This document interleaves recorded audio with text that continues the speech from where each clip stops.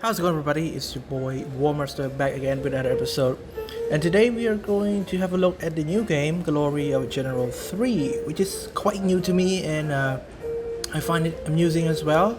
And sorry for the annoying background music. Right now I'm not at home, I'm at a coffee shop nearby.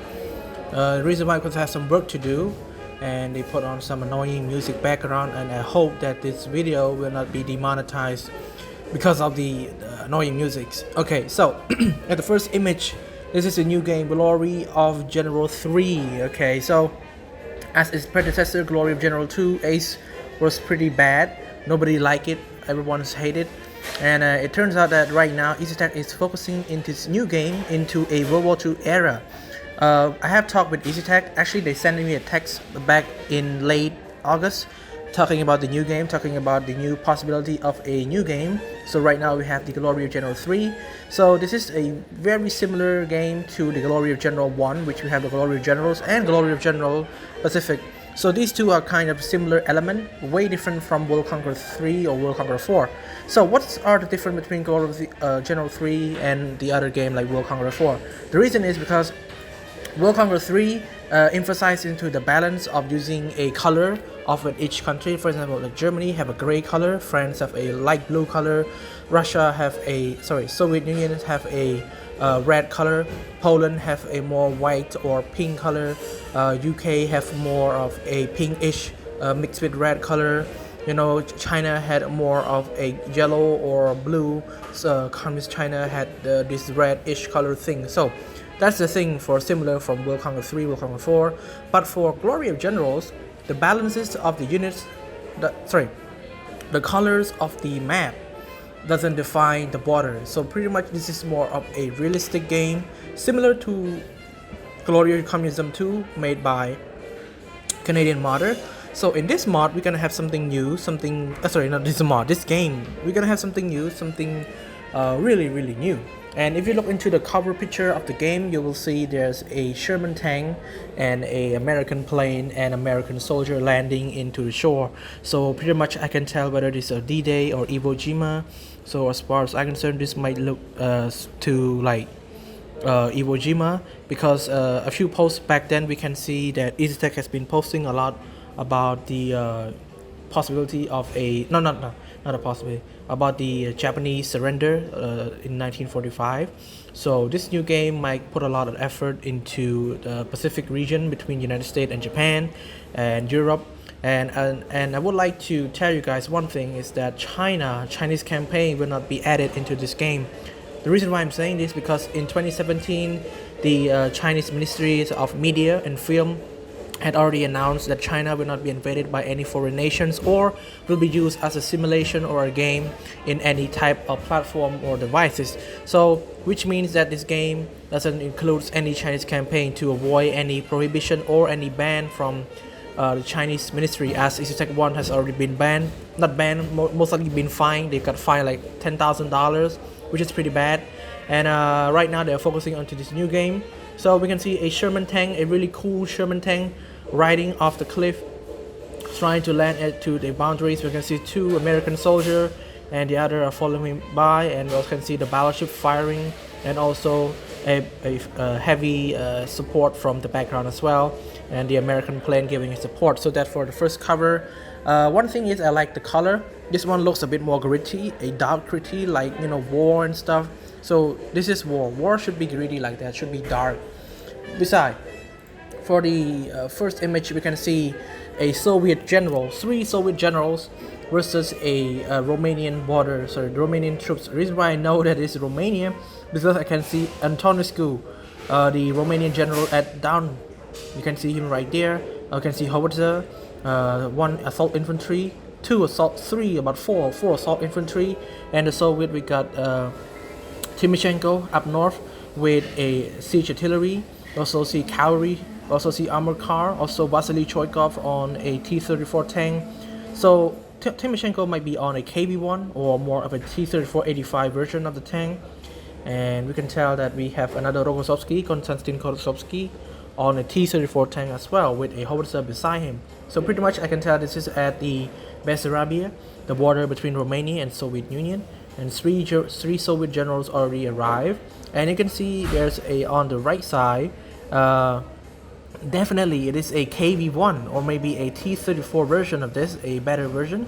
We can see there's a unit icon referring to a super tank, and you can see there's a one range, and a attack damage from 70 to 82, defense at 6, and visibility at 2. So there's going to be a 4 of war. There's going to be a 9 mobility. So the KV-1 is going to travel really far, and the morale is at 75. And the health point is about 358 to 372, and the damage of the health of the tanks also on 190. So you have a different general, different tank HP, and a different general HP as well. And on the bottom on the left, you can see there's an intern, not the intern most likely. This is some sort of card where you can use card, some new card as well. And if you look into the terrain, you can see there's a new stuff into the terrain. Some people might say, oh, this is really the same as the last time, why do we have to play this? Actually, this one looks better than World Conqueror 3 and World Conqueror 4, because World Conqueror 3 and World Conqueror 4 emphasize a lot on color, not into graphic. You can see graphic, you can see mountain, you can see plain, you can see forest, but it is a bit more of a just a dark color at the back. But for this version of Glory General 3, you can see the mountain at the border. You can see the real texture of the forest. You can see the forest beside the mountain. You can also tell there's a river. Again, you can also see a new type of building that has been added there. You can see the building is more of a post or maybe early 1930 or 1940 eras. You can also see the refinery as well. You can see there's a normal plain without snow. You can also see a green tree or green texture of any sort of forestry. So this is a good look for EasyTech. I'm not trying to bust my ass or try to give EasyTech compliment, but this is a good one. What I see different, because it is 2020, okay? This is not 2013, 2015 where World Conqueror 3 was out. This is 2020, so graphic must be up to the date. And I know a lot of people might be disappointed the fact that the map's gonna be crazy. What I'm trying to say is that this game is a mobile game, okay? This is not a console game. This is not a $1 million budget. This is a $1 game, a mobile gaming game. So you guys should be appreciate the fact that EasyTech put this game out, even though they're selling this game for $1. You guys should appreciate for what they do. So this is for the first image, and I like it. This one is really good. It's gonna be amazing. So let's have a look at the second image. We have, this one is more of a Pacific front, or maybe no, but this is a strange, no, this is something in the Baltic, right? Might be something in the Baltic. So at the bottom left, you can see there's artillery, a bombers, or maybe a parachute or naval bombers, and you can see a fighters, you can see armor car, you can see a tank, and you can also see a infantry unit. So this is maybe some sort of production line where you can recruit units. And right after that, you can see an armor car, assault infantry, a tank. Not sure if it's a Tiger tank or maybe just a Panzer tank or maybe a Panzer II.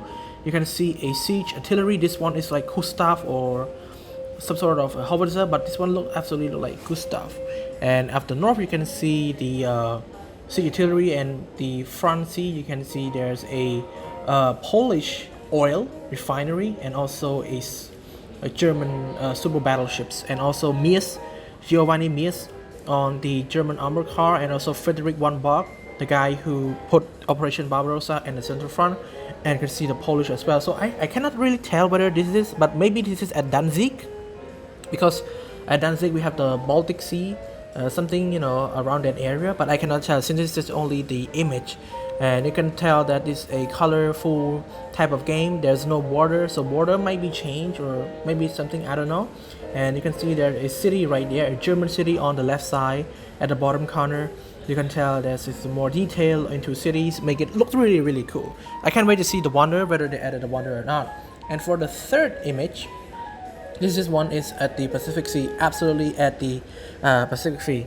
At this time, units cannot be shown with flags, but right now there are shows with sort of a unit icon showing. So you can see the Japanese General Yamamoto, Nagano, Nogoma, and many other more, and also a Japanese super battleships and 2 submarines. one submarines and one destroyer. Two submarines, one destroyer, one super heavy battleship, and also one battle cruiser and 3 aircraft carriers. And you can see the American general. I think it's Fletcher. Is that right? Or Fletcher? And one general at the shore. This must be something around Midway or anything. But I can tell that this one on the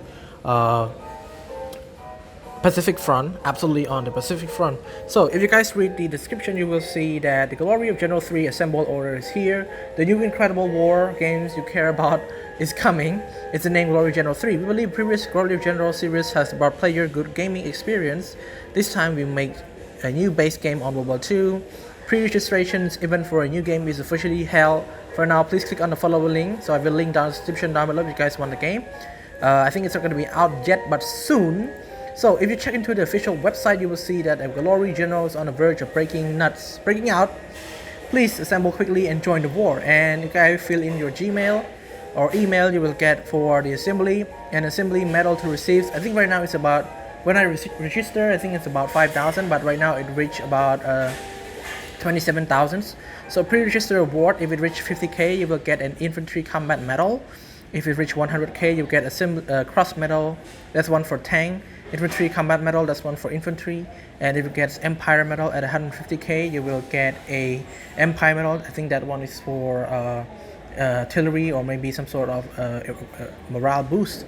And activity descriptions, each commander can pre-register on the official website. A reward can be obtained when the number of people assemble reach a certain stage. How to gain reward? Please download the game within 7 days after it's online, and medal will be sent to your game account directly. So pretty much this game is gonna be a bit an online version of this for generals type of thing. I haven't yet seen it, so I cannot tell what's going on. For maps or conquests, I haven't seen that one. The question is whether it's gonna be map or legion. I cannot tell. The only thing I can tell is that this game gonna be something quite new, but I hope that the EasyTech can provide players with a more efficient type of role. There's a lot of comment going on. You can check it out. I will link in the description down below. So this is my thought. This one really amazed me, and I hope to see more from EasyTech as well. Hope you guys enjoyed this video, and thank you guys so much for watching. I'll see you guys next time.